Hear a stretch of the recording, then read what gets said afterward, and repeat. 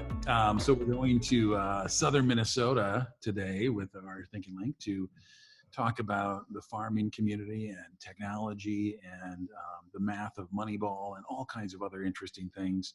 Certainly unexpected, and should be a very engaging conversation with Sam and Janie.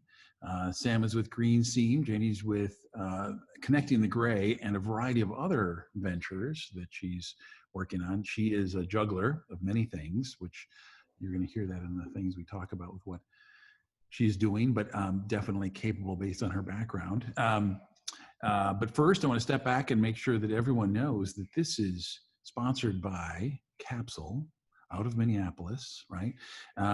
Capsule is a design firm, and we do work around the world for a variety of different brands.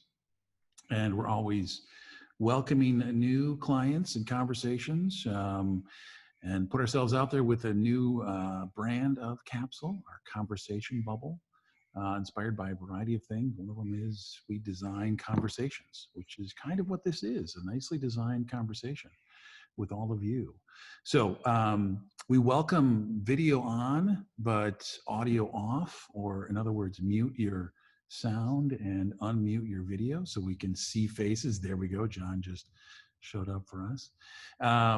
It is this. We will be, posting some of these past videos coming up very soon. We have our friends in the video industry doing a couple of bookends to these, which will show up soon. Which a number of you have asked for last week's, and I'm certain you'll be asking for this one as well. So without any more rambling on, I'm going to get to our two guests and have them introduce themselves and some of their background, if you don't mind, Sam and Janie, giving a little bit of background, and then I'll ask you my first question, if that makes sense. Sam, take it away with that GreenSeam logo. Good morning, everybody.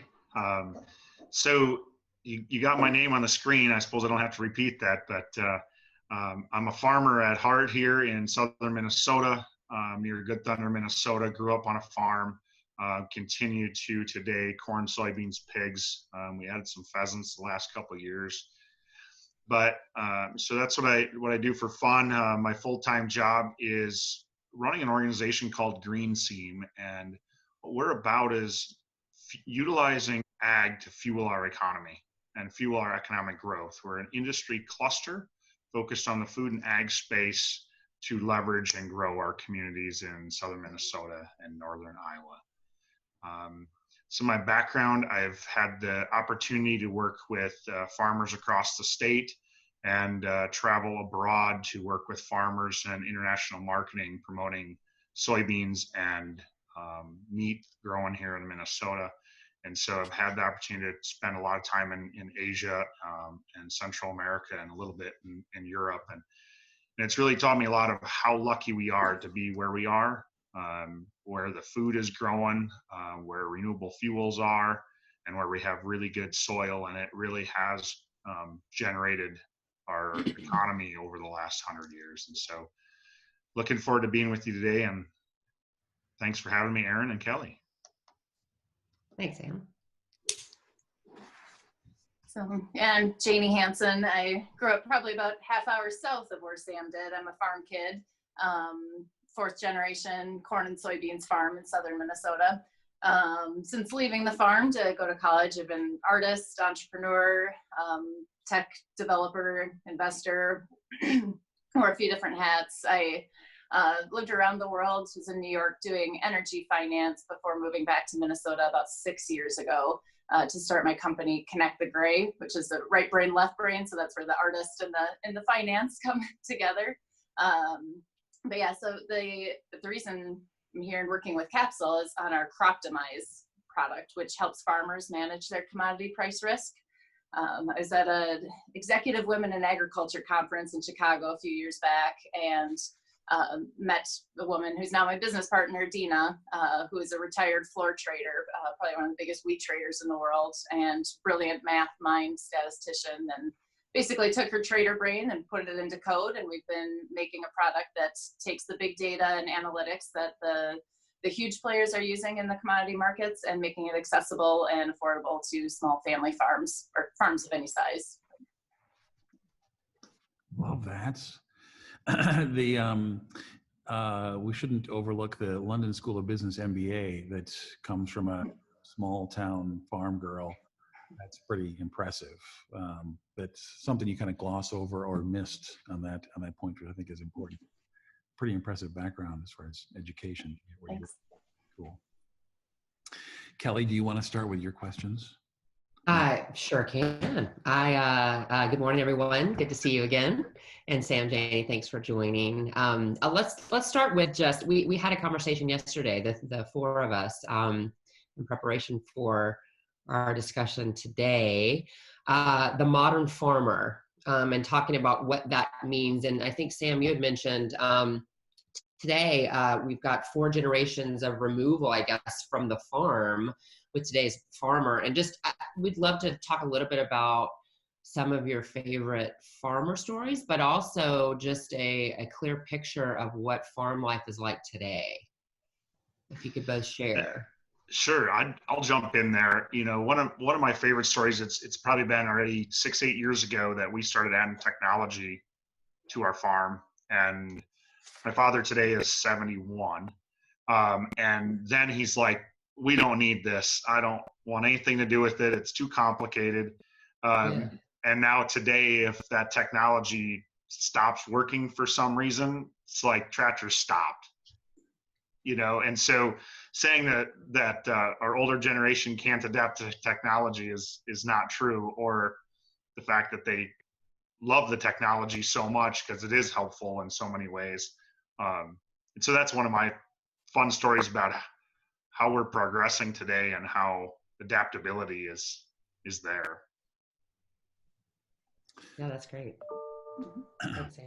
Yeah, I guess for me, you know, it just growing up, I didn't identify farming with being an entrepreneur, but it totally is. The work-life balance doesn't really exist. I mean, you're on the farm, your schedule is really determined by Mother Nature. So, you know, things revolve around that, and you're talking about the markets and stuff around the dinner table. You know, so, you know, being a little kid with my little red wagon going across the road to walk beans back when that was a thing. For those of you that didn't grow up on a farm, you used to have to go and literally pull the weeds out of the fields. So the technology has improved since then. But, you know, what I think is really exciting about right now is that, you know, there are so many ways of managing your farm. And I think, and where I come from is more on the financial side, because there's tons of tools on the precision ag and, you know, getting more yield, more crop per acre.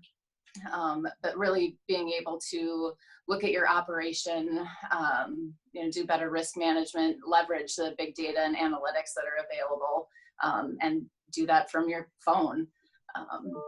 So just, you know, seeing the technology over my life is when my dad used to keep track of all of his financials in a spiral bound notebook. And, you know, then when my mom was around, she put that into the computer, and it had to run 2 sets of books for a while until he trusted the information coming out of that machine. And yeah, and then once he got used to it, it was really handy because, you know, he could just get the new printout of his cash flow anytime he wanted and stuff. So a lot of what I've been working on is how can we make that easier. And, you know, some of the tools that I built for our farm as we shifted generations, and my brother and I are both involved with our separate families and how to manage the financials on that. So if you don't have a, you know, Columbia MBA or LBS MBA, that it's easier to build those tools that we've been using on our farm.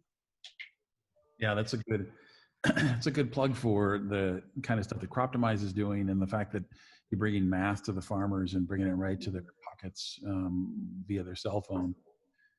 It's an impressive venture. And the great thing about the two of you is that the more that you talk, the more I think people want to know you in greater detail because of the things you're doing in the farmer community. And that distance we have now as human beings from the farm, the 4 generations, is just shocking. That there's not a lot. I would bet we don't have a farmer, but hopefully we have somebody that knows a farmer on this Zoom, right? We do have 2 for sure.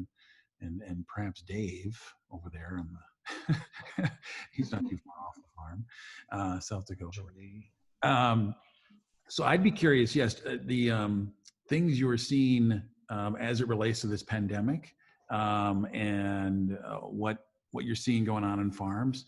Is it business as usual? Are they noticing all the insanity of everything that's going on? Because it is more urban that this is having more of an impact on. What are you seeing out there as far as the lockdown and the farmer's perspective on it? So think about it this way: a farmer has 40 chances to mess up his product in his life. 40 crops. And, there's a little bit more as you get into livestock, more rotation, but there's no pause for this. There's definitely been the caution built in that the sales individuals and the supplies that would come or leave or move has definitely changed the culture of always look them in the eye, always have a handshake, and a lot of trust to, hey, just drop it off in the shed and we'll catch you later on the phone. So it's changed in the regards to how our interaction is, but it's not changed the fact that we can't wait to put something in. We can't give a tax extension to plant a crop. You just got to put it in. And so most things have not changed in regards to that. This spring was one of the best springs that we've had in a long time, and so it also made it a little bit easier to get things done, as it wasn't a lot of mud out there. So I think that helped.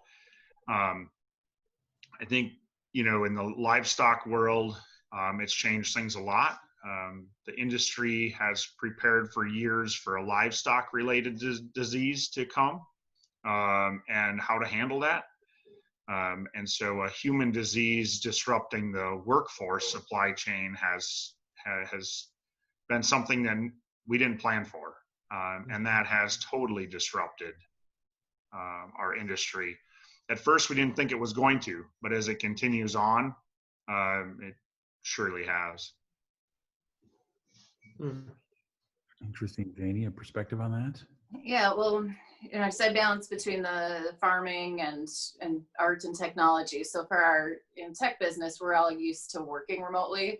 And farmers, you're depending on the season, you're out in your tractor cab a lot, so you're social distance to begin with.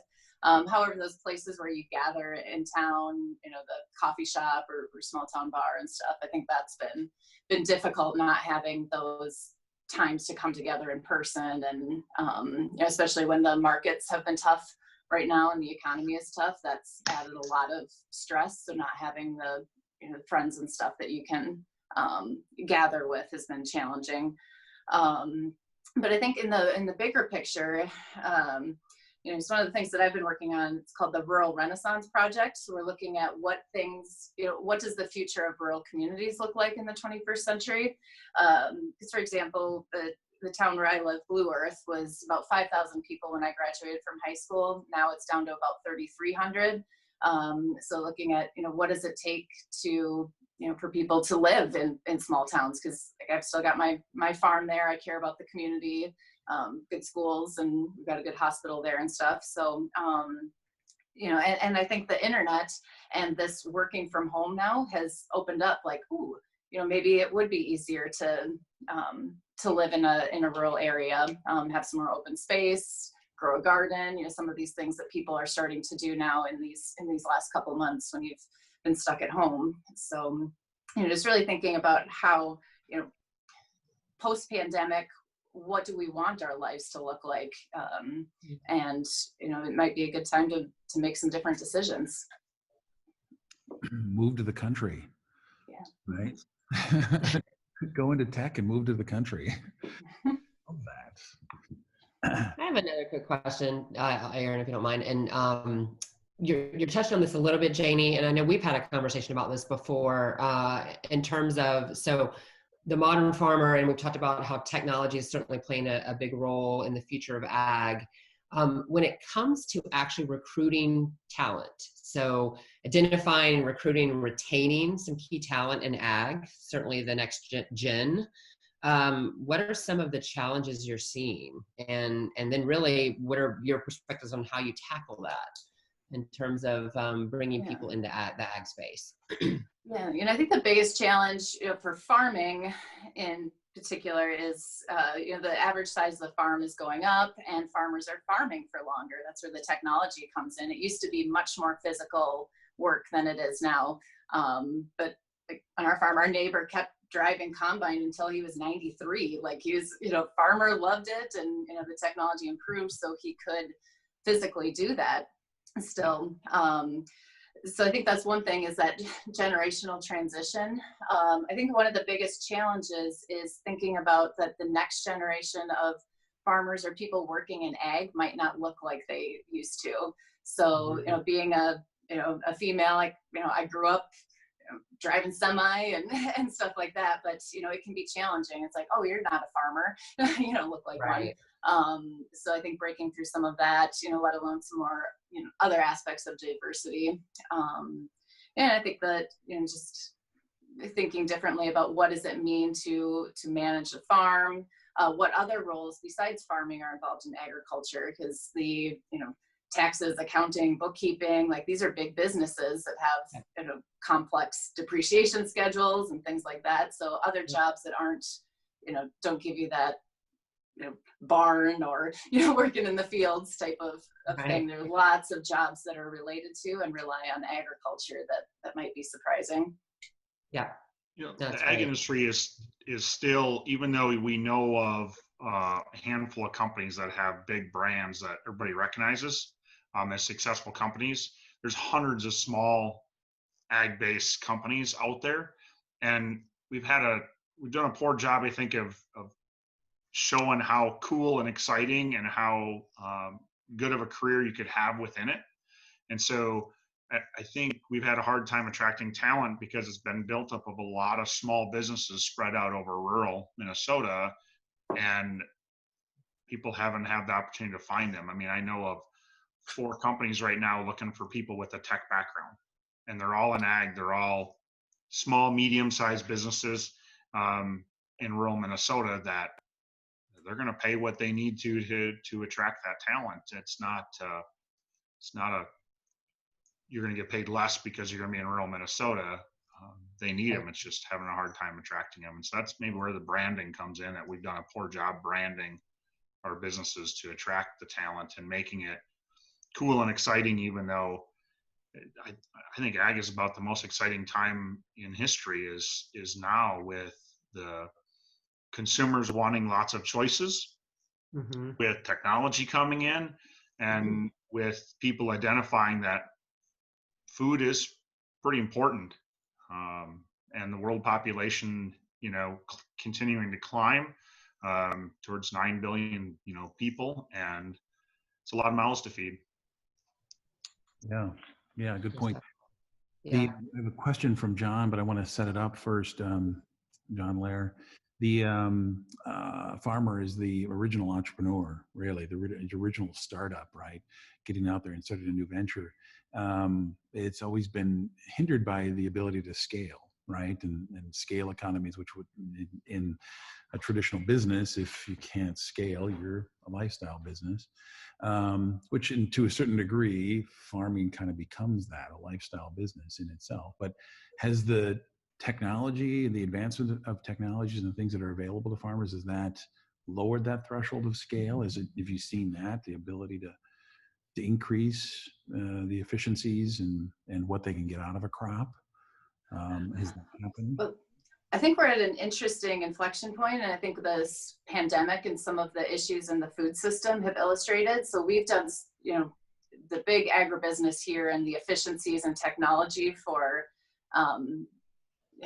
really looking at that efficiency. There's a flip side to that if something goes wrong and one of those, big factories goes down. On the crop side of things, the efficiencies, what's happened is that technology, it's increased the yield in the US, but it also has in other places around the world. Brazil when I was young, didn't grow any soybeans. They now produce more soybeans in the US. So like the dynamics in the international markets are changing, which has been really challenging for the US farmer because it's put downward pressure on the prices, that the prices are dropping back down to more what the cost of production is, like it does in any market situation. However, I think there's a real opportunity to reinvent or, to rethink our food system here, because in the US we have excellent transportation, we've got a lot of the fundamentals, so we should use this opportunity to experiment, innovate, look at, other artisanal, the way crops are grown, kind of look at our local food system. And I think we've got a really great opportunity, with more consumers caring about where their food comes from, the different health or other aspects of how it's produced. And then, to Sam's point earlier of like telling the story of this more, to like, so people know how it's grown, and you can take a video of your chickens with your phone and stuff to to connect more closely with the producer to the end user. So I think it'll be exciting to see how we leverage technology for that closer connection, transparency, and kind of rethinking our food system. Yeah. That's a great answer. Yeah. To a challenging question. Yeah. Now in that same vein, I'm curious, when we think about farmers domestically and internationally adopting this technology, so when we think about blockchain and Janie, to your point, the transparency and supply chain, how do you, or what challenges are you both seeing in terms of the adoption of technology, again, in some of these smaller farms, and just understanding what the capabilities are of the tech, but certainly how are we getting these, and we heard this in our last conversation, co-conspirators, but in this case, early adopters of this tech, and what challenges do you see in that adoption? Either of you.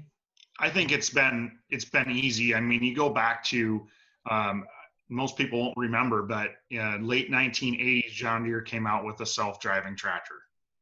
1980s, late 1980s, and as we've moved forward today, I don't know the percentage, but it's a high percentage of how many farmers have some sort of GPS-linked technology today. That the adoption is high. Always something new is a challenge, though. Just like anything else, you have to show the return, on your investment, right? There's only so much capital available in an industry that's very capital intense. And so where do you use that? Where do you spend that? Is it sensors on your planter? Is it sensors in your grain bin for your storage? Is it collars for each of your pigs to wear to determine, basically like a Fitbit? What is it, right? And I think it's unlimited now, the technology that's available. I think that's what's really cool and exciting. And the price point of some of this came down a lot because of the use. So back to Aaron's question, the adaptability of the smaller farmers has had the opportunity now to take on some of this technology that wasn't affordable for a small person, but now is becoming more and more affordable. Remote sensing is huge.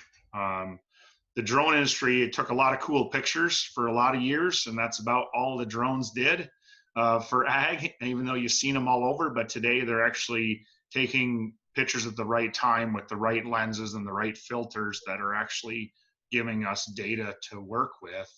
And so it's coming there. What Croptomize is doing is taking technology to another angle.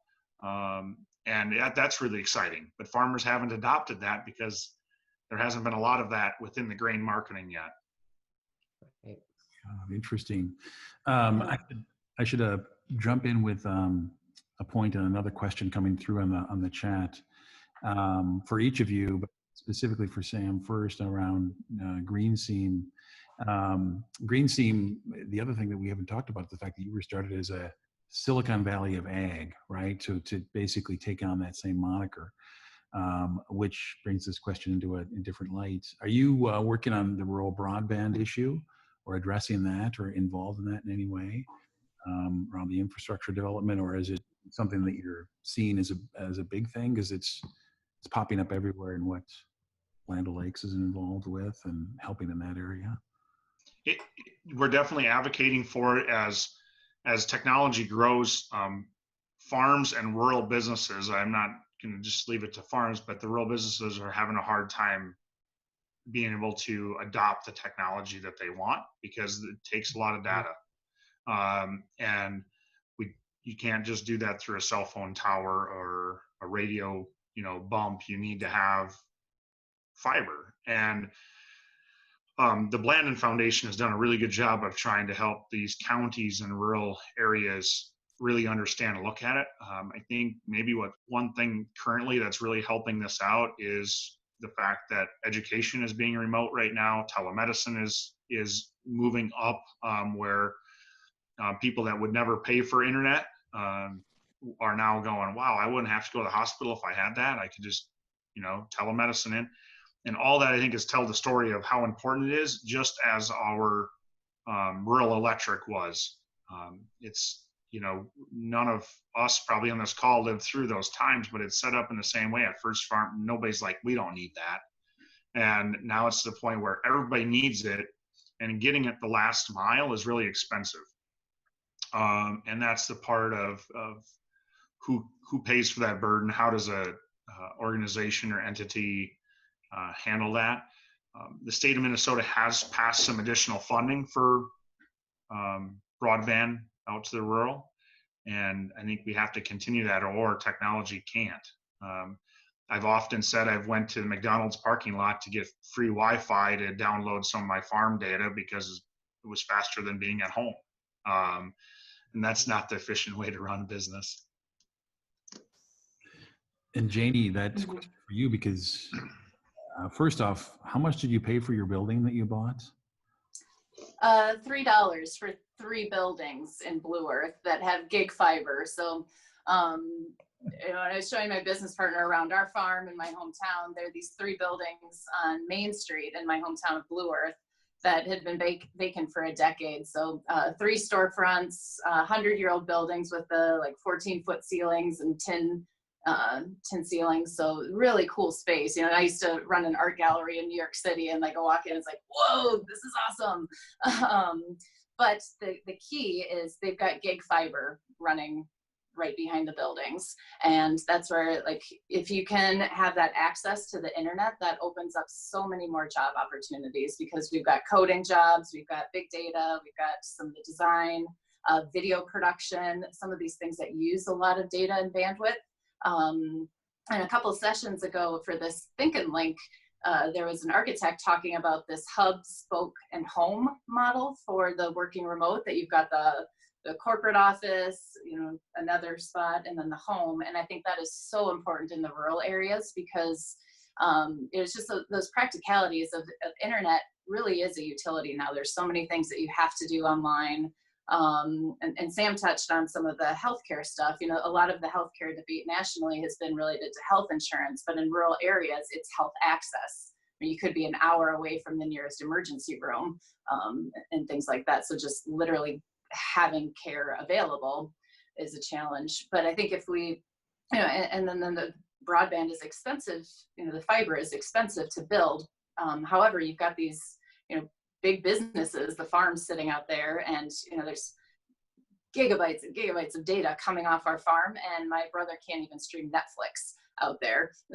So you kind of got these trade-offs. And and when I was going back and forth between New York and the farm, I was working at General Electric, and we had some capacity for working remotely, but I couldn't when I was home, because there was just no connection to be able to do video calls like this, or access the through servers, the files and stuff. So it really is, I think, a critical issue, but I think also an incredible opportunity for innovating. And that's why we're redeveloping these buildings, is to have that place in town. So like Sam says, you don't have to go sit in a McDonald's parking lot to get that we've got a nice co-working space, and other people where you can share that that information, have the market feeds live there, stuff like that that's available in the rural areas. Cool. Right. Kelly, do you have another question? And we touched on this a little bit. I want to ask this question again. And really, this is what are the positive pivots that you're seeing with, or I guess, what changes are you anticipating that will be made to improve the next generation of the food supply chain? Obviously, we're seeing the fragility of the food supply chain under this, within this pandemic. What are you seeing? What are you hearing? What changes are being made? Obviously, technology can further us, but what else are you seeing, if you have a perspective on that? Consumer choices. Consumer choices have added, and e-commerce has helped in many ways of the ag industry and food sector to be able to hit new markets and different taste buds, right? Whether that's here in the US or whether it's connecting the full supply chain of where your animal was raised all the way to the supermarket. The traceability conversation for consumers to see trust in their food has really amped up, right? And the choices that have amped up. And so I think that's given the industry ability to adapt and to change. Our system is really fragile, right? And we're seeing that, as you said. And part of that has to do with nobody's giving up food safety for a new product or just to fill a product shelf. I think that's been a good thing, but it's also been a challenging point of balance of we have the safest food system in the world, but there's a challenge to that, and it's sometimes slower. Slower can be faster in the long haul, but in the instant you're in, a slow and careful, methodic system is also troubling because you're waiting for it. Right. Thank you. I guess, right. I'm seeing two things. One is on the local foods, and the other is on is art and creativity and the well-being aspects of that. But on the food side of things, working with a wheat trader, I've learned a ton about the wheat supply system. And what surprised me is that almost all of the wheat that's used in Italian pasta is grown in North Dakota. So we grow the wheat here, we ship it over to Italy, they make it into pasta and then ship it back to us. It's like, wouldn't it be simple to just import a few Italians? So I think, like, thinking about where, that food supply system, and I think what's been cool, the craft brewing is one aspect of this, but like getting more specialized things, the artisanal things, and I think learning some stuff from like the Italian or the other like food systems, or they've got this particular cheese is from this area, or this prosciutto comes from this particular place. I think instilling that sense of pride and creativity in our local food system, I think could be a lot of fun. And I think what's happening now, people are getting back into gardening and cooking and thinking about what goes into preparing food. What are those ingredients like? Where do they come from? I think that interface, and then that just like it feels good, and it's more fun, or you it tastes differently if you've prepared it, or somebody that you care for has prepared it, and that culture around dining, I think is a positive aspect, and something I'd like to see continue. You bring up a good point. You think about the industry as the brewery industry, the wine industry. Across rural Minnesota, you can do all kinds of tours, see where the grapes are growing, see their actual vats where they're processed in, and then taste the wine. And it's pretty fun. Now you can do those tours across the region, the breweries and the hops being grown local, some cases the barley being grown local. Those are all added from a lot of technology. The University of Minnesota, without their work in grapes, we wouldn't be growing those here. It's just a fact. There's new apples being release because of our university. And all those things, I think that technology has adapted with CRISPR and TALENs to the point now where it's editing, it's not adding new organic material to a plant.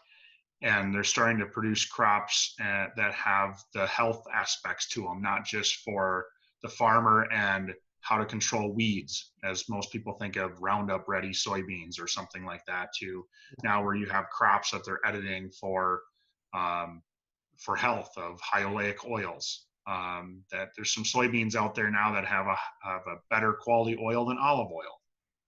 And it's because of research and work. And I think that's going to continue to adapt and change to say, here's heart healthy, here's brain healthy, here's, whatever it is. Ag is figuring things out and figuring what people want and replace it.